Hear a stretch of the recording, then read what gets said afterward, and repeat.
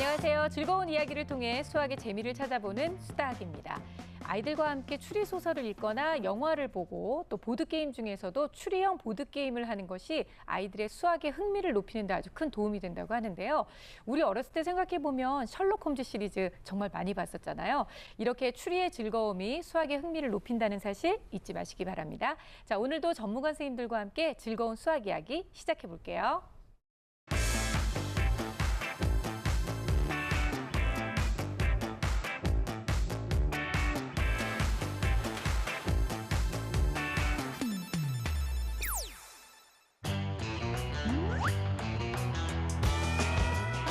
그만하고 이제 숙제해야지. 힘들어. 하기 싫어.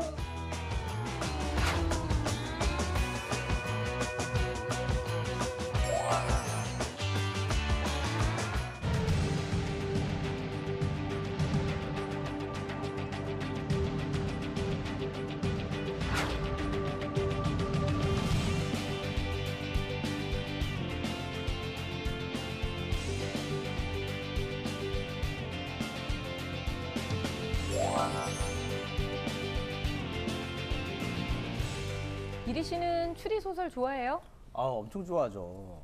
그러니까 뭐 소설도 좋아했지만 네. 그 예전에 보면 그 수수께끼처럼 이 추리 퀴즈가 있어요. 아, 그래요, 맞아요. 그런 거 재밌었습니다. 뭐 지금도 기억나는 게 하나가 뭐냐면 그 어떤 도둑이 몸무게가 80kg입니다. 네. 근데 이 사람이 금 20kg짜리를 3개를 훔쳐서 나가야 되는데 다 갖고 나가야 돼요. 근데 네. 그 센서가 100kg가 넘으면 울리는 센서예요.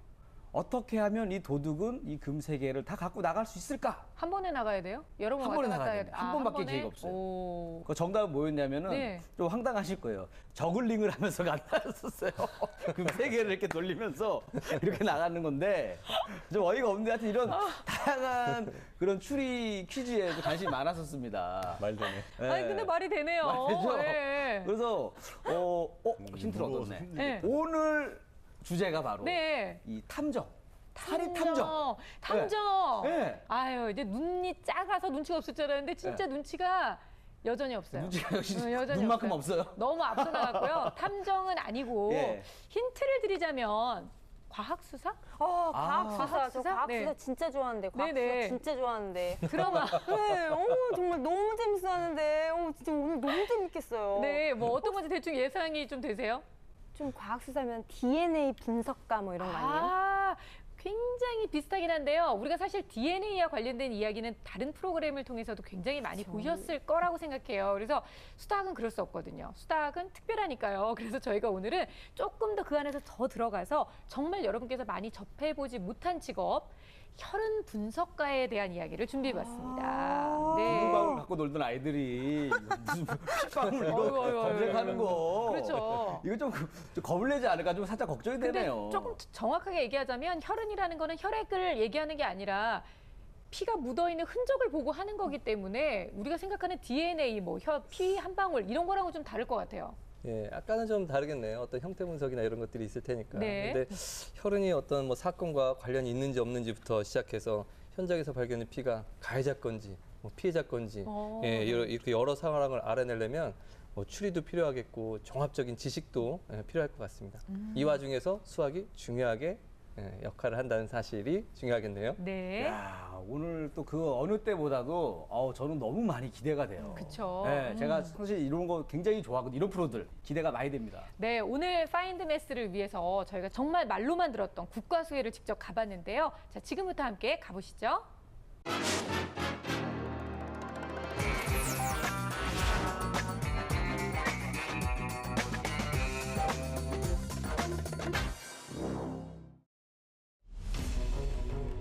사람을 해치는 범죄, 정당방위라는 변명, 한 사람은 살고 한 사람은 죽은 사건이 있습니다. 목격자도 CCTV도 없는 상황. 과연 살아있는 사람의 말은 진실일까요? 과학과 수학에 입각해 진실을 찾는 사람들이 있습니다. 오늘 파인드매스의 주인공처럼 말이죠. 말 없는 목격자, 죽은 자의 마지막 증언이라고 불리는 혈흔. 혈흔을 통해 진실을 밝히는 사람들. 바로 혈흔 형태 분석 전문가라고도 불리는 혈흔 분석가입니다.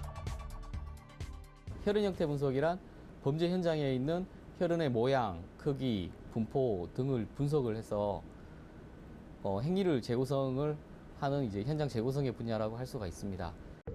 사건 현장에서 볼 수 있는 혈흔은 대표적으로 튀기거나 날아온 혈흔, 즉 비산 혈흔과 비비산 혈흔으로 나눌 수 있는데요. 특히 비산 혈흔이 묻어 있는 증거물은 사건을 풀 수 있는 중요한 열쇠가 된다고 합니다. 이게 이제 용의자의 이제 의복인데요. 이 용의자가 만약에 이제 실제로 가격을 했다면 또 가격 도중에 이제 자신의 이제 행위에 의해서 이제 혈흔이 이제 비산되었다면 그 가격했다는 증거가 될 수 있기 때문에 이런 이제 의복에 있는 혈흔을 분석하는 건 굉장히 이제 사건에서 중요합니다. 이처럼 혈흔의 모양을 통해 피의자의 동선을 파악할 수 있기 때문에 단 한 방울의 혈흔도 그냥 넘기지 않고 꼼꼼하게 분석해야 하는 것이죠. 혈흔은 떨어진 위치나 각도에 따라 각기 다른 모양을 갖게 되는데요. 모조 혈액과 각도기를 이용해 실험을 진행해 보았습니다. 90도에 가까워질수록 긴 타원형의 모양을 띠고 있는 걸 발견할 수 있었는데요. 또한 혈흔의 모양을 자세하게 살펴보면 어디서 혈흔이 날아왔는지까지 알 수 있습니다.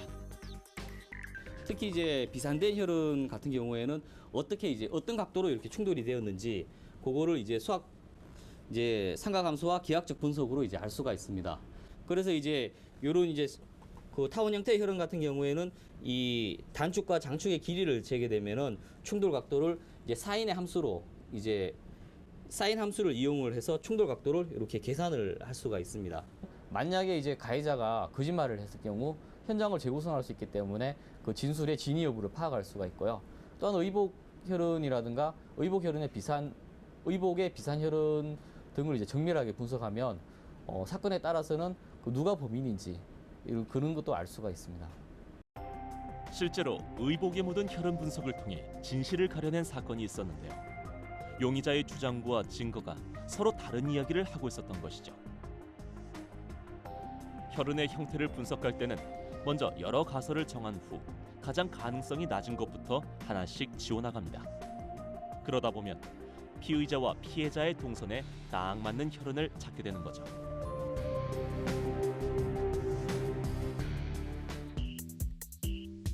그 다음 증언과 동선을 대조하는 작업을 거치게 되는데요. 하지만 사건 현장에 있는 수백, 수천 가지의 혈흔을 하나씩 분석하고 계산하는 것은 물리적으로 불가능합니다. 따라서 현재 우리나라에서는 직접 개발한 컴퓨터 시뮬레이션 프로그램을 분석에 활용하고 있는데요. 혈흔 분석가가 혈흔의 좌표와 형태를 입력하면 자동적으로 3차원 공간에 혈흔의 위치와 방향, 각도까지 모두 계산되게 되는 거죠. 이처럼 혈흔 형태 분석의 발전은 풀리지 않을 것 같은 사건도 180도 뒤집는 결과를 나타내는데요. 대표적인 예가 바로 이태원 살인 사건입니다. 그렇다면 혈흔 분석가가 되기 위해서는 어떤 수학적인 사고가 필요할까요? 혈흔 형태 분석을 하기 위해서는 혈흔 형태 분석의 중요한 비산 혈흔 같은 경우에는 그 수학적인 이제 삼각함수라든가 기하학적인 그런 이제 이해가 이제 필요합니다. 따라서 개개의 혈흔을 이제 분석하는 이제 수학적인 이제 논리력, 이제 추리력, 지식 이런 것도 필요할 뿐만 아니라 전체의 이제 그 혈흔을 시간적으로 엮는 현장 재구성 능력, 즉 수학적 추리력이나 아니면 일반적인 이제 추리력 같은 게 이제 필요하다고 할 수 있습니다. 억울한 누명을 벗겨주기도 하고 잘못된 증언을 바로잡기도 하는 수학의 힘. 오늘 파인드매스에서는 혈흔 분석 속에 숨겨진 다양한 수학 원리에 대해 알아봤는데요. 자칫 미궁으로 빠질 뻔한 사건을 수학을 통해 해결할 수 있었습니다. 이처럼 수학은 우리 삶의 어느 곳에든 함께하고 있습니다. 정말 흥미롭지 않나요? 진짜 옷에 묻어있는 피 한 방울을 가지고 범인도 알아낼 수 있고 범죄의 방법 그리고 또 사건 당시 상황도 재구성할 수 있다는 게 너무나 놀라운 것 같아요. 맞습니다. 사실 저는 그동안 피하면은 그나마 혈액형 테스트 있잖아요. 아, 네. 뭐 A형은 소심하다, B형은 욱한다, AB형은 4차원이다, O형은 성격이 좋다. 제가 O형이니까 아. O형은 좋게 보자고 해줘야지. 이런 거에만 관심이 많았는데 덕분에 저도 O형인데 참 잘 오형이? 됐네요. 성격 좋은 다행이네요. 걸로. 그런데 이렇게 다양하게 활용된다고 하니까 네. 굉장히 좀 놀랐습니다. 그래서 조금 더 또 쉽고 자세한 설명 우리 선생님들한테 한번 부탁을 드리겠습니다. 네. 네, 정확히는 이 혈흔 형태 분석이라고 말할 수 있는데요. 이것이 과연 어떻게 나타난 피자국이냐, 아니면 이게 총격이냐, 네. 아니면 둔기에 의한 것이냐, 아. 아니면 자상, 칼에 의한 것이냐, 뭐 이런 것들도 알 수 있고, 그리고 높이가 어느 정도였느냐, 그리고 이 사람이 했느냐, 안 했느냐, 이런 것들을 이 혈액이 튀인 상태를 보고 그런 것들을 추정할 수 있는 거죠. 그래서 이분들이 하시는 일들이 보면 수학 문제 푸는 것과 좀 비슷한 맥락이 많습니다. 네. 수학 문제를 풀 때는 어떤 주어진 조건을 가지고 답을 구해내는 과정이거든요. 문제를 풀 때. 근데 이분들이 하는 것도 역시 사건 현장에 주어진 단서를 가지고 이런 사건 현장을 재구성하시고 이 사건의 범인을 특정짓고 답을 찾는 것과 마찬가지거든요. 네. 이러한 것들을 보려면 아무래도 여러 가지 다방면의 지식들, 뭐 수학적 지식, 물리적 지식들이 필요하겠죠. 그래서 우리가 보았던 내용 중에서 제가 몇 가지 좀 설명을 덧붙일까 하는데요. 네. 그 마네킹에 대한 설명이 있었습니다. 그러니까 혈흔들을 조사하다 보니 저쪽 오른쪽 보는 바에 뒤편? 오른쪽의 네. 어깨의 부분에 비산혈흔, 즉 튀어져 나간 날아온 혈액이 날아와서 이런 타원 형태의 모양을 가진 비산혈흔이 보여서 이제 수사에 들어간 거죠. 그래서 여러 가지 가능성이 있는 거예요. 이게 비산혈흔이 어떻게 튀었는가. 그래서 국과수에서는 이런 가능성을 제시를 한 거죠. 충격 비산혈흔일 수 있다. 호기 혈흔일 수 있다. 정지 이탈 혈흔일 수 있다. 이렇게 세 가지로 가능성을 좁혀 나간 겁니다. 이게 말이 좀 어렵잖아요. 네, 어려워요. 충격 비산혈흔, 즉 물리적 타격에 의해서 혹은 자상, 그 칼에 의해서 이 비산 혈액이 흩어져 나갔다는 거예요.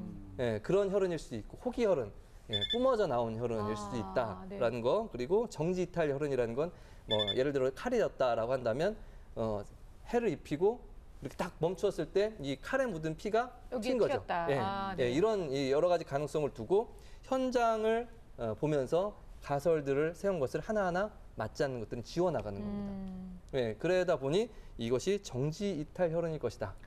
잠정 결론 내리고 범인을 B라고 이렇게 결론을 내렸다. 이렇게 설명을 하고자 하는 거였거든요. 그래서 근데 이런 역할들을 하시는 거예요. 예. 이렇게 이제 혈흔 분석가들은 저런 어떤 형태들을 보고 이게 어떻게 나타난 것이다 분석을 하고 한 거죠. 수학 문제 푸는 것과 저는 아주 맥락이 비슷하다고 봅니다. 그러니까 비슷한 게 있는 것 같아요. 수학 문제도 사실은 물론 김세희 선생님처럼 그런 자료를 가지고 분석해서 네. 범인을 잡고 수학 문제를 푸는 분들도 있지만 이 수학 문제 풀 때도 육감적으로 잘 찍는 사람들이 있어요.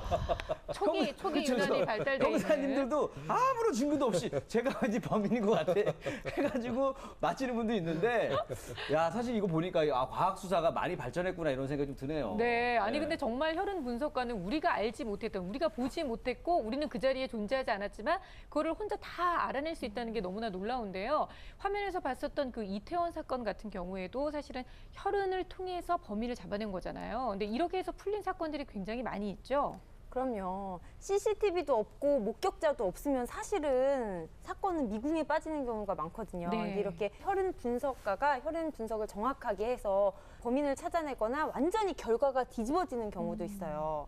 때는 2011년 대구의 한 주택가. 50대 남성이 집에서 숨진 채로 발견됩니다. 네. 집주인이 보고 신고를 했죠. 그런데 50대 남성의 목에는 혈흔이 묻어 있었고 손에는 가위가 들려 있었던 거죠. 그래서 경찰은 수사 끝에 자살로 종결합니다. 네. 하지만 이때 나타난 혈흔 분석가. 주변에 그 피의 혈흔을 검색하고 나서 이 혈흔은 저항을 통해서 나타난 날아간 혈흔이다. 그리고 그 각도, 방향, 분포도를 조사해서 범인은 집주인. 그래서 범인 결과를 완전히 뒤집은 사례가 있습니다. 우와. 이런 경우들이 굉장히 많아요. 그러니까 신고를 한 집주인이 본인이 범인이었던 거예요. 와, 자살로 위장을 했는데 그 혈흔으로 그거를 밝혀냈다는 게 너무나 대단한데요. 지금 저희가 얘기를 하면서 이 사인, 뭐 삼각함수, 또 거기다 또 뭐였어요? 기하, 이런 수학적 용어가 갑자기 이 혈흔 분석가 얘기를 하다가 나왔는데 이 수학적으로 연결해서 설명이 좀 필요할 것 같아요. 예, 미드에는 이런 게 안 나오죠. 왜 그러냐면 삼각함수 나오면 안 볼 겁니다. 시청률이 뚝뚝 떨어지죠. 미드에서는 이런 과정과 어떤 결과만 보여주잖아요. 네. 근데 실제로는 그 과정에 이런 계산도 필요하고 그 수학이 필요합니다. 바로 사인이 나오잖아요. 삼각함수는 중학교 3학년 때 배우긴 합니다. 그런데 이 닮은 비를 이용하는 거거든요. 그러니까 이제 측면도를 먼저 설명을 할게요. 예, 밑에 있는 것은 바닥입니다. 그리고 혈액 방울은 구라고 생각을 하고요. 그래서 혈액 방울이 저쪽에서 이렇게 날라온 거예요. 그죠? 예, 그래서 바닥에 탁 묻은 거죠. 네. 그래서 어떤 각도로 들어왔느냐가 궁금한 거예요. 그래서 그 각도로 이렇게 여러 방울을 하다 보면 한 점으로 모인다든가 어느 쪽으로 네. 이제 모이겠죠. 그러면 여기서 피가 튀었구나. 이 위치에서 피가 튀었구나를 찾을 수가 있게 되는 겁니다. 그래서 저거 하나만을 예를 든다면 저기 알파가 보일 겁니다. 예. 바닥하고 나름 비행 방향하고 이루어진 각도. 저 알파를 구하고 싶은 거예요. 그런데 남아있는 건 현재 혈액이에요. 혈액에 날아오면 이게 대략 타원 모양이 되거든요. 예, 저렇게 밑에 보이는 혈은 평면도에서 보면 이런 타원 모양이 되는데 그래서 타원에는 긴 축과 짧은 축이 있습니다. 이걸 장축과 단축이라고 하는데 이 장축과 단축의 길이로서 저 알파를 구해낼 수가 있거든요. 네. 측면도를 보면 저기 직각삼각형이 보이시나요? 네, 이렇게 보입니다. L과 W로. 예, 그래서 사인 알파가 바로 우리가 이제 빗변분의 높이라고들 흔히들 얘기하는데 사인 알파는 L분의 W가 되는 거예요. 네. 예, 이렇게 해서 바로 비행 각도, 바닥에 떨어진 피의 이 충격 각도라고 하는 충돌 각도를 알아낼 수 있는 겁니다. 네, 결국은 과학 수사의 근본에는 수학이 깔려 있다 이렇게 얘기할 수 있을 텐데요. 일단은 혈흔 분석가뿐만이 아니라 재판과 관련된 직업들도 충분히 이거에 대한 이해가 있어야 될 것 같다는 생각이 들거든요. 그래서 최근 보도자료에 따르면 그 검찰이나 검찰 수사관들이 수학 공부를 한다는 거예요.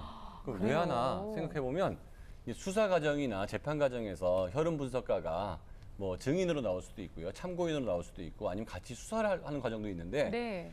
조금 전에 김색 선생님이 말씀하신 것처럼 그들은 굉장히 수학을 잘하시는 분이기 때문에 이러이러한 이유로 이러이러한 수학적 원리로 이 사람은 이렇게 타살되었을 가능성이 높다라고 했을 때 뒤에 타살될 가능성이 높다라는 말은 알았겠지만 앞부분에 있는 내용을 못 알아들으면 네. 결과적으로 혈흔 분석가는 재판의 주체가 아니란 말이에요. 재판의 주체는 변호사 혹은 검사죠. 그러면 그 사람이 본 참고인의 말을 따르면 아니면 본 증인의 말을 따르면 이렇게 얘기를 해줘야 되는데 수학을 못하면 이해가 안 되니까요. 그래서 저분이 얘기한 것처럼 이랬을 때 설득력이 떨어지기 때문에 그런 과학 수사를 정확히 이해하기 위해서라도 수학 공부를 해야 된다는 거죠. 네. 오늘 TV를 보면서 아이들이 나 저런 직업을 갖고 싶다라고 생각하는 친구들이 참 많을 것 같은데 어떤 준비들을 좀 하면 좋나요? 일단 국가수 같은 곳에 들어가기 위해서는 이과를 전공하는 게 맞고요.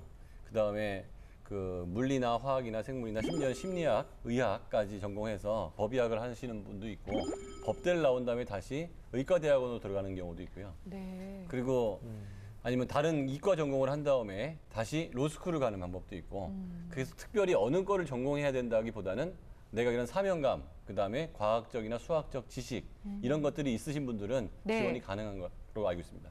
그리고 국가수에서 개최하는 세계 과학수사 박람회 같은 것들이 있어요. 뭐 유료나 무료로 운영하는 캠프도 있는데 이 박람회 같은 경우는 아이들이 체험을 해서 정말 과학적으로 수학적으로 범인을 찾고 이 사건을 해결하는데 그런 토대로 하는 체험 활동을 해보거든요. 네. 굉장히 재미있어하고 실질적으로 얻는 게 많습니다. 가장 좋은 점이 뭐냐면 스스로 깨닫더라고요. 아, 수학이 진짜 이렇게 쓰이는구나. 그렇죠. 이거를 100번 얘기해 주는 것보다 자기가 해보고 정말 수학을 더 잘해야지만 범인을 금방 찾고 이러니까 굉장히 흥미를 갖는데 도움이 되더라고요. 네. 적극 추천합니다. 자, 오늘 파인드 매스에서는요, 혈흔 분석가에 대해서 알아봤는데요. 정말 그냥 옷에 묻어있는 피 한 방울을 가지고 수학을 기초로 해서 범인을 잡아낼 수도 있고요. 그리고 그 범죄 상황에 대해서도 알 수 있다는 거. 어떻게 보면 억울한 사람의 누명도 벗길 수 있다고 생각하니까 수학이 하는 일이 정말로 많구나라는 사실을 깨닫게 됐습니다. 뭐 다가오는 여름방학에는요, 아이들과 함께 이렇게 과학 수사에 대해서 좀 체험해보는 것도 좋을 것 같습니다. 파인드 매스 다음 주에도 많이 기대해 주세요.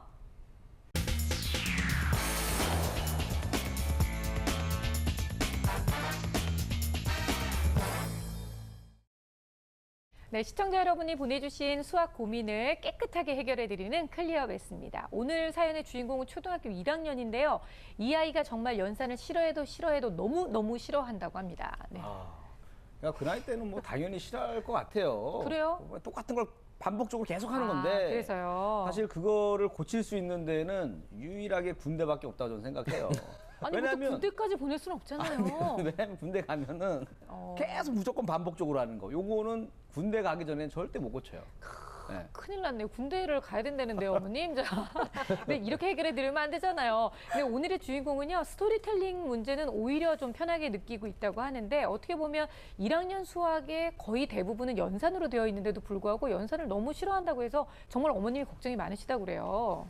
보통은 스토리텔링형이나 서술형 문제가 어려워서 힘들어하는데 스토리텔링형 문제를 좋아하고 연산을 어려워한다면 제가 봤을 때는 수학에 흥미를 느끼거나 수학이 좋다고 단련은 들지만 결과는 나쁜 네, 시험 성적은 실질적으로 성취도가 굉장히 낮을 가능성이 높습니다. 네. 하지만 또 연산에는 길이 있잖아요. 그렇죠. 다른 것보다도 오히려 또 연산에는 길이 있으니까 너무 걱정하지 마시고요. 저희가 오늘 고민 함께 나눠드리도록 하겠습니다. 자, 오늘의 주인공부터 먼저 만나보죠. 이번 주 주인공을 만나러 인천 송도로 갔습니다. 안녕하세요. 제작진을 반갑게 맞아주는 오늘의 주인공, 초등학교 1학년 최윤군을 소개합니다. 이쪽으로 오세요. 엄마님 바둑하자. 바둑할까? 윤희를 따라 집 안으로 들어가 봤는데요. 네가 이럴 줄 알고 미리. 와, 이거 카메라 엄청 신기해. 나 보이나? 이제 바둑어요. 다시 봐서 또 모르는데? 진짜 거짓말 치지 마요. 누나 무슨 바둑이야. 너 지금 할 것도 많은데. 바둑 몰래. 바둑? 몇 번? 한 판만 될게. 오케이, 그럼 2판 하고 가자. 두 판만 할게. 수학 공부를 두고 벌어진 윤희 대 제작진의 바둑 배틀. 한 수, 두 수. 어째 제작진이 조금 밀리는 것 같은데요. 네, 이제 포기하세요. 이기겠다는 결의에 차 있는 윤희. 아저씨가 진 거 같은데 이제 공부하러 갈까? No. 이따 TV도 봐야 되잖아. 누나 이제 그만하고 이제 숙제해야지. 제작진의 설득에도 단호한 윤희. 결국 엄마가 나서고 나서야 끝이 났는데요. 윤희의 수학 고민은 과연 무엇일까요? 수학 연산 학습지를 한 적이 있었는데 어느 날 갑자기 아이가 좀 안 하려고 해서 물어보니까 세균이 뇌를 갉아먹는 것 같다는 표현을 쓰더라고요. 그래서 제가 너무 충격을 받아가지고 그냥 단번에 학습지를 딱 끊은 적이 있었거든요. 그때 그 연산에 대해서 약간 스트레스를 받았는지 또 연산 이런 거는 조금 힘들어하는 것 같기도 해서 저희 아이에 맞는 그 공부법을 알고 싶어가지고 신청하게 되었어요. 학습지를 그만둔 지 벌써 9개월째. 그동안 달라진 점이 있다는데요. 바로 손가락 셈입니다. 암산으로도 풀었던 단순 연산을 요즘은 손가락을 사용하고 있다는 것인데요. 이거 힘들어. 하기 싫어. 바둑할 때와는 다른 윤희의 태도. 유독 연산 문제를 싫어하는 이유는 무엇일까요? 손가락이 저주받았어. 연산 문제 쓸 때 이쪽이 너무 아파서 그냥 자꾸 튀어나오는 것 같아서 숫자가 너무 많고 끝없이 있는 숫자고 그때는 제가 공부가 싫고 공부가 귀찮았어요. 작년까지만 해도 수학을 싫어했다는 윤희. 하지만 다행히 지금은 수학 공부 자체에 대한 거부감이 많이 사라졌다는데요. 그 이유는 바로 학교 수업에서 찾아볼 수 있었습니다. 스토리텔링 문제를 접하고 수학이 즐거워졌대요. 단순 연산은 싫어하지만 스토리텔링 문제를 좋아하는 이유는 과연 무엇일까요? 혼자 있는 시간이 많아서 아이가 좀 책을 좀 자주 봤었어요. 그래서 거기에 대한 문제가 나오면은 그걸 좀 재밌어 하더라고요. 흥미롭게 하고 그 서술형으로 그러니까 그 연산이랑 이렇게 합쳐져서 그래서 그거 쓰는 거는 큰 거부감 없이 아이가 좀 좋아하는 편이에요. 그리고 하나 더! 윤희가 수학에 흥미를 가지게 된 계기가 또 있었는데요. 바로 수학 일기입니다. 연산을 풀 때와는 정말 다르죠? 1, 2, 3, 4, 과자를 한 개밖에 못 먹었구나. 아니 한 개를 못 먹었어. 왜? 찾는 게 어렵거든. 아, 진짜? 내가 좋아하는 그림 그리는 게 있어서. 그리고 숫자는 뭐 숫자 쓸 때가 뭐 재밌어서. 하루 동안 일어난 일 중 수학과 관련된 이야기를 적는 수학 일기. 윤희는 수학 일기를 쓰고부터 숫자에 대한 거부감이 많이 줄었다고 하는데요. 엄마는 이 기회에 윤희가 연산에 대해 흥미를 갖고 수학 공부를 조금 더 열심히 하길 바랄 뿐이라네요. 아무래도 연산이 그 수학의 기초다 보니까 그 연산을 제대로 알아야지 수학을 잘한다고 들었거든요. 예전처럼 그런 거부 반응 보이고 또 수학에 대해서 아예 이제는 차단을 딱 시켜버릴까봐 그게 걱정이 되더라고요. 그래서 저도 아무래도 일하다 보니까 아이랑 같이 집에서 한 30분 정도는 그래서 제가 그 시간만큼은 아이한테 투자를 해주고 싶어서 그런 것들을 좀 알려주셨으면 좋겠어요. 윤희를 위한 즐거운 수학 공부법, 수닥 도와주세요. 네, 오늘의 주인공 초등학교 1학년 윤희를 만나봤는데요. 씩씩하다는 표현은 좀 부족한 것 같습니다. 윤희의 화면이 딱 시작되자마자 제가 느낀 거는 어머니가 많이 힘드시겠구나. 어머니가 아이를 이겨내지 못하겠구나. 이렇게 느꼈거든요. 이리 씨는 좀 어땠어요? 어머니만 이겨낼 수 없는 게 아니라 우리 제작진도 이겨내기가 힘들었던 것 같아요. 제작진이 가가지고 바둑 떠준 경우는 처음인 것 같아요. 이게 정말 우리 PD님도 일하기 정말 힘듭니다. 이거 바둑도 배워야 되고 뭐 장기도 둬야 되고 힘든 것 같은데 어쨌든 이 아이가 또 보통 아이가 아니다. 만만치 않다. 오늘 정신을 바짝 차려야 될 것 같다라는 생각을 했습니다. 본인이나 정신을 좀 바짝 차리세요. 네? 근데 저희가 지금 씩씩하다고 표현을 하기는 했지만 아이의 그 행동하는 모습을 보면서 혹시 좀 걱정하고 우려될 정도는 아닌지 선생님이 좀 말씀 좀 해주시겠어요? 1학년 어린이들이요. 침울한 아이들이 요즘 굉장히 많아요. 표정도 좀 어둡고 하라는 거는 잘 따라하는데 그런 어린이들이 많거든요. 그런 어린이들에 비하면 굉장히 밝고 표정도 밝고 생기가 넘치잖아요. 저는 개인적으로 이런 어린이를 참 좋아합니다. 그러나 그렇죠. 네. 반전이네요. 그런 이렇게 산만한 행동은 혼자만 겪는 게 아니라 분명히 옆에 있는 친구들을 건드리게 마련이거든요. 그래서 꼭 이제 다른 어머니들한테도 항의, 민원이 오는 경우가 많아요. 그러다 보면 또 위축되고 어머니는 어머니대로 속상하고 그럼요. 그래서 조금 과도하지 않게 조금은 이렇게 지도해 줄 필요가 있습니다. 네. 근데 왜 이렇게 연산을 하는 거를 싫어할까요? 사실은 이때 연산은 아이들한테 그냥 굉장히 좀 쉬운 부분이라고도 할 수 있을 텐데 되게 싫어한단 말이죠. 일단 지금 연산을 싫어하는 거는 사실인 거고 그 원인은 사실 모르는 거잖아요. 그게 원인이 학습 선생일 수도 있고 아니면 연산에 너무 많이 해서 그럴 수도 있고 아니면 엄마가 얘가 연산을 틀렸을 때 태도가 뭐 무서웠을 수도 있고 그때는 정말 조심해야 되는 게 싫어할 때는 이유가 있어서 더 시키게 되면 더 싫어하게 되거든요. 그러면 현재 잘하는 강점 영역에서 이쪽으로 퍼져나가게 하는 게 좋아요. 그래서 얘가 막 스토리텔링은 좋아한다, 연산 일기는 좋아한다라고 하면 여기서부터 조금씩 이쪽으로 넘어가게 하고 연산의 가장 큰 목적은 그 답을 내는 게 아니고요. 머리에 메모리를 더 많이 쓰게 하거나 수를 친근하게 만드는 거기 때문에 연산 이외에 다른 방법으로 자극을 여러 가지 방법을 주는 거죠. 수놀이도 괜찮고 그래서 어차피 수 개념이나 메모리만 확장시켜 버리면 우리의 목표를 달성하는 거기 때문에 그 과정이 지난 다음에 어느 정도 연산에 거부감이 없을 때 그때 줄 때도 보통 아이들보다 훨씬 적은 양을 줘서 회복하는 기능을 갖게 해야 될 것 같아요. 네, 일단 아이가 손가락으로 계산하는 거를 하지 않다가 최근에는 손가락으로 아까 화면에서도 나왔잖아요. 이미 이제 손가락을 다시 또 사용하고 있다고 해요, 선생님.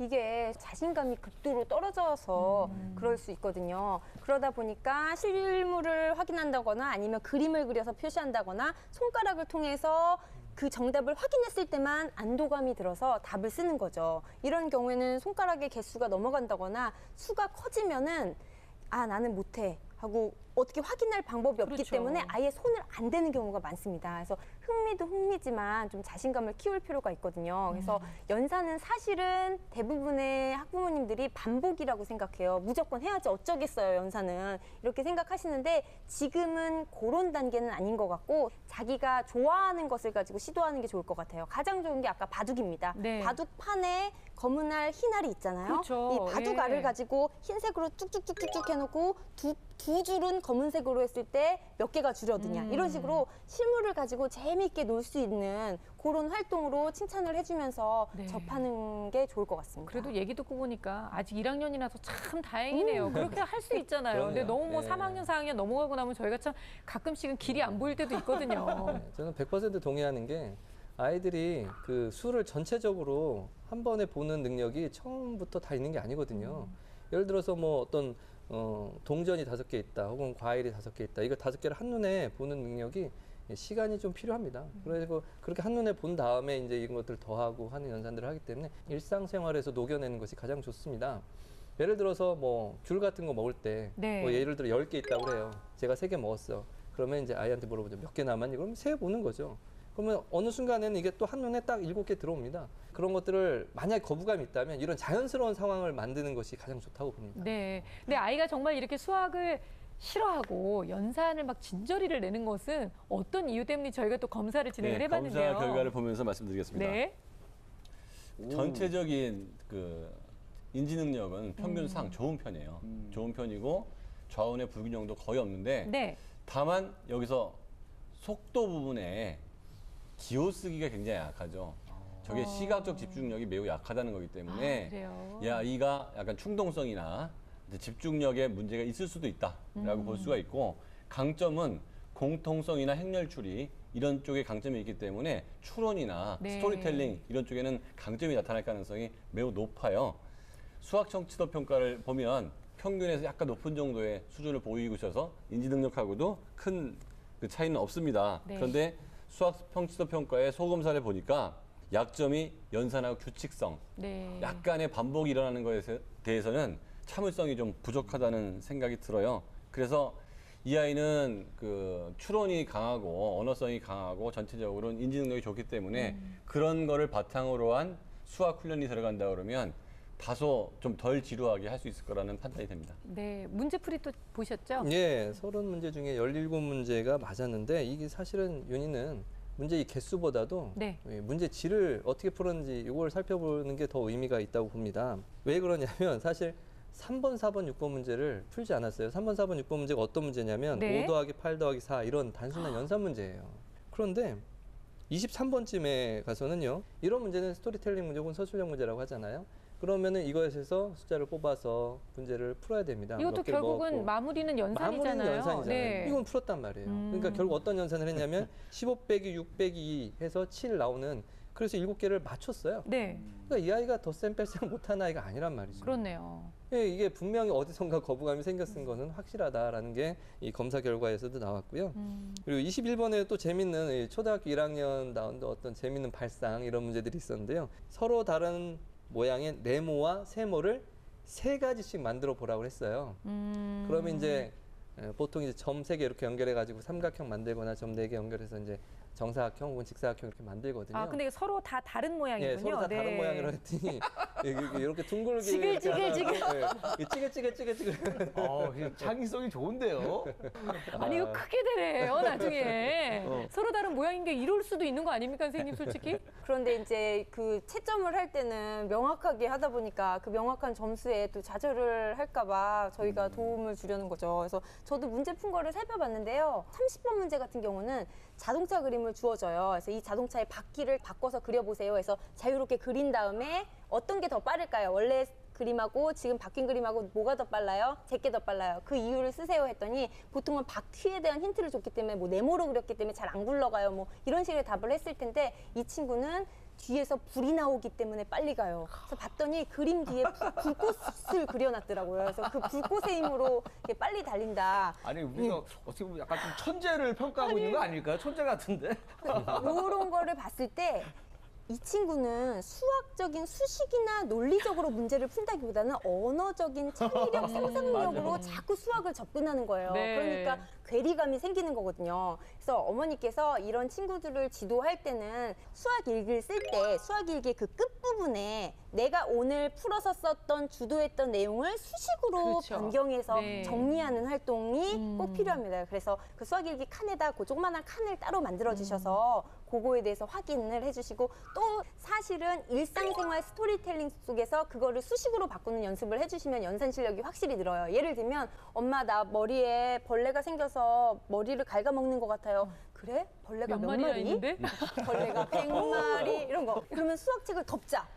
머리가 어떤 것 같아? 나아진 것 같아요. 그럼 벌레가 몇 마리 사라진 것 같아? 7마리 정도 사라진 것 같아요. 그럼 100마리에서 7마리 사라졌으니 도대체 몇 마리가 남은 것일까? 뭐 이런 식으로 일상생활 속에서 여기가 아파요. 몇만큼 아파? 강도가 7이요. 그래 이제 호의 두께 낮았어. 얼마? 2가 사라졌어요. 그럼 5만큼 남았구나. 이런 식으로 얘는 언어적인 상상력은 다른 애들보다 훨씬 뛰어나요. 정말 네. 놀라울 정도로 뛰어난 친구거든요. 그래서 그거를 접목해서 연산을 가볍게 네가 연산을 표현해서 안내를 해주면 다른 사람들이 이해하기가 너무 쉬워. 라는 것을 알려주면 연산에 대해서 접근을 할 것 같아요. 세균이 머리를 갉아먹는 것 같다. 이거 굉장히 언어적으로 강한 표현이에요. 그러니까 이런 표현을 해서 어머니를 설득시키는데 자기가 싫은 거는 정말 하기 싫다는 얘기잖아요. 그런데 이렇게 충동성이 있거나 우리 PD님하고 바둑 둘 때도 바둑 안 둬준다 그러니까 막 괴로워하잖아요. 네. 이런 아이들은 경쟁에서 지는 걸 너무너무 싫어해요. 그러면 이 아이가 경쟁이나 게임하는 거는 굉장히 좋아하고 집착을 갖거든요. 지는 것도 싫어하고. 그래서 연산과 관련된 보드게임이나 연산을 답을 내는 게임, 연산을 누가 빨리 푸나 게임 네. 이런 거 친구들하고만 엮어주면 연산은 너무 하기 싫은데 얘네들한테 지는 게 더 싫기 때문에 할 수 없이 놀이처럼 덤비다가 자랄 가능성이 있을 것 같습니다. 그러니까 보니까 좀 윤희가 예를 들어서 뭐 쉬운 문제로 해가지고 100점을 막 해준다거나 아니면 뭐 그냥 뭐 상장을 뭐 노력상이든 네. 무슨 상 같은 거죠. 형식적이지만 집에 딱 붙여놓으면 어떻게 효과가 있을까요? 어떨까요? 저는 이 친구는 100점을 맞아본 경험이 없어요. 그래서 의외로 별거 아닐 거라고 생각하는데 그 100점의 경험이 1학년 8살 어린이들한테는 굉장히 자랑스러운 경험일 수 있거든요. 네. 그리고 그거를 하는 거를 식탁에 붙여놓고 아빠랑 엄마랑 밥 먹으면서 우리 애가 대화 중간중간에 계속 끼는 거야. 딴짓하는 것 같아서 다 듣고 있거든요. 자신의 얘기는. 우리 애가 100점을 맞았어. 내일 회사 가서 자랑 좀 해야겠네. 100점을 맞아서 냉장고문 한 번 더 열어서 물 좀 받아줘야겠네. 100점을 맞았단 말이야. 그래서 그런지 국맛이 더 맛있는 걸. 뭐 이런 식으로 계속 그거에 대해서 자부심을 갖고 또 있다고 윤희가 그럴 것 하면 같은데 어머니 그만 좀 하세요. 시켜워요. 이제 그만 좀 하세요. 굉장히 자부심을 가집니다. 그래서 쉬운 문제를 어머니께서 만들어서 여러 번 빠르게 정확하게 풀어서 100점이 나온 거를 집안 곳곳에 붙여주고 가족들이 이렇게 의미를 나누는 활동 길지도 않아요. 한 달 정도 하시면 굉장히 이제 자신감이 업될 것 같아요. 왜냐면 아는 문제도 지금 접근을 못 하고 있거든요. 네. 아이가. 저도 제 생각 바꾸겠습니다. 이 정도 한다 그러면 가능할 것 같아요. 괜찮았나요? 네. 아이가 일부러 한 개씩 틀릴 것 같아. 그죠. 100점 맞으면 난리가 나니까 집안이. 집안에 다 붙어 있는데 어머님께서요 그런 얘기를 하셨어요. 아이한테 윤희한테 적어도 하루에 30분 정도는 내가 투자하고 싶다라고 얘기를 하셨는데 엄마의 역할에 대한 얘기도 좀 한번 짚어주시겠어요? 사실 뭐 김희재 선생님이 하신 방법이 참 저도 좋다고 생각합니다. 저희 집에도 붕어 비닐에 이 스티커에 틴자 스티커 이렇게 붙이는 네. 게 있거든요. 그래서 생각보다 효과가 좋더라고요. 또 이거 자랑스러워하고 이제 더불어 어머님이 이제 수학에 대한 지도를 좀 어떤 역할을 하고 싶으신 것 같으신데 예전에도 제가 번호판 얘기 많이 했잖아요. 차 타고 가면서 네. 번호판 숫자 4개 있으니까 숫자 한번 더 해볼까라든가. 요새는 저는 이렇게 하는데 요새 뺄셈 많이 늘었어요. 내비에 보면 도착 예정 시간이 나와요. 있죠. 예, 그럼 현재 시간이 또 차에 있거든요. 그러면 이제 예를 들어서 45분이다. 도착 예정 시간이. 근데 현재 30분이다. 그럼 얼마 더 가면 돼? 15분 이렇게 얘기를 하는 데까지 꽤 이게 연습을 했어요. 그러니까 빼기잖아요. 45에서 그렇죠. 30을 뺀다. 더하기가 될 수도 있고 빼기가 될 수도 빼기가 있고. 될 수도 있고 더하기가 될 수 있지만 그 아이한테 이제 45에서 30을 빼면 돼. 그렇게 하면서 지도도 해주고 얼마나 더 가면 돼 라고도 얘기해주고 그래서 저희 아이도 초등학교 1학년입니다. 그래서 이런 문제들을 최근에 네. 접해보고 있고 시도해보고 있고 결과가 있을 것 같거든요. 저는 희망 있게 바라봅니다. 왜냐하면 분명히 아이는 연산할 줄 알고 시도를 안 해보면 그건 두려움 때문이기 때문에 그 두려움을 줄여준다면 분명히 효과가 있을 겁니다. 네, 사실은 저는 어머님이 아까 어머님이 이 아이를 이기기가 힘들겠구나라고 느꼈던 결정적인 건 학습지를 중단시키셨다는 거. 보통 엄마들은 어떻게든 한 번씩 끌고 가려고 하거든요. 이게 그냥 이렇게 중단하는 거는 사실 좀 아쉬움이 남지 않으세요, 선생님? 그렇죠. 왜냐하면 이 훈련을 하다가 중단하면 퇴행이 일어날 수가 있거든요. 그러면 다시 시작하는 게 처음부터 시작하는 거보다 더 힘들 수도 네. 있어요. 그러면 혹시 이 아이를 가르쳤던 선생님하고 이 아이가 잘 맞지 않지 않았을까. 그게 그 선생님이 다른 아이들한테 잘 맞는데 이 아이한테 좀 잘 안 맞을 수도 있거든요. 그러면 아이는 선생님이 싫어요라고 함부로 엄마한테 이야기는 쉽지 않을 거예요. 그래서 아이가 어떤 게 싫다고 그랬을 때 뭐가 싫은 건지에 대해서 엄마는 그 아이 말만 듣지 말고 한번 네. 다시 생각해 볼 필요가 있었고, 그게 양이 좀 많았다면 양을 줄여주거나 선생님이 정말 이해하고 안 맞았으면 다른 선생님으로 바꿔주거나 그런 식으로 했었던 게 저는 맞았던 것 같아요. 네. 그러면 종합해서 봤을 때 우리 윤희한테 맞는 선생님은 어떤 분이라고 생각하시나요? 그 사람마다 너무 달라가지고 딱 얘기할 수 없는데 최소한 맞는지 안 맞는지는 구별할 수가 있는 게 선생님이 오는 날 아이가 더 밝아지는지 네. 선생님을 만나러 가는 시간이 오면 올수록 얘가 좌불안석이 되는지 그런 것들을 유추해 보면 선생님이 얘가 정말 잘하는 것 같아요라고 하는데 내가 시무룩하게 하게 있으면 선생님 영업을 하고 있는 거고 아이가 저 선생님 너무 좋아요 그러는데 맞는 말씀이시네요. 표정 네. 안 좋으면서 선생님 너무 좋아요. 이것도 아이의 표정이 다 나타나거든요. 그러니까 조금만 그 아이를 관찰하면 어떤 선생님이 좋은 선생님인지 알 수 있는데 대체로 아이를 좋아하고 관심이 많은 선생님이 좋아요. 저는 선생님이 굉장히 논리적으로 말 잘하시는 분 있잖아요. 그런 분이 있는 데를 다녔으면 좋겠어요. 예를 들어서 우리 진중권 씨 같은 분들 괜히 논리적으로 얘기하시잖아요. 표창원 교수님 옛날에 프로파일로 하시던 분. 그래서 이런 분들하고 막 말싸움을 하다 보면 네. 이제 선생님 존경합니다 하면서 그냥 수학 공부 열심히 그래요. 할게요 선생님 네. 이러지 않을까. 그래서 좀 에너지 강한 정말 말 잘하는 선생님한테 한번 1대1로 교육을 맡기면 어떨까. 네. 이런 생각 해봤습니다. 일단 어머님이 기싸움에서 한번 잡으셔야 됩니다. 길을. 착한 엄마도 좋은데 가끔씩은 아이를 좀 강하게 이끌어가 주는 것도 나쁘지 않은 것 같아요. 그런 면에서 지승현 씨가 잘하고 계시는 느낌이에요. 아유, 저도 멀었죠. 네, 저도 멀었죠. 자, 일단은 오늘 저희 윤희와 관련된 솔루션이 많이 나왔는데요. 그중에서 정말 놓치지 말아야 될 수다학 전문가들의 결정적 한방 들어보겠습니다.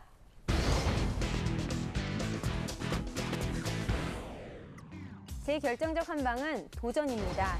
지금 윤희는 문제에 대해서 두려움을 갖고 회피하는 경우가 많습니다. 모든 문제에 피하지 말고 도전하세요.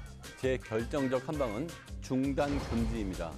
초등학교 1학년 때부터 고등학교 3학년 때까지 수학을 그만두고 싶은 마음은 여러 번이 들 거예요. 하지만 수학은 하다가 그만두면 그 감각이 많이 없어지거든요. 그러니까 어떤 이유로든 좀 많으면 양을 줄이더라도 중단하는 일은 없었으면 좋겠습니다. 제 결정적 한방은 게임입니다. 연산은 게임입니다. 연산은 즐겁게 할 수 있는 놀이처럼 배운다면 거부감이 많이 줄어들 겁니다. 앱이라든지 여러 가지 다양한 보드게임도 이용해 보셔서 거부감을 줄여주시기 바랍니다.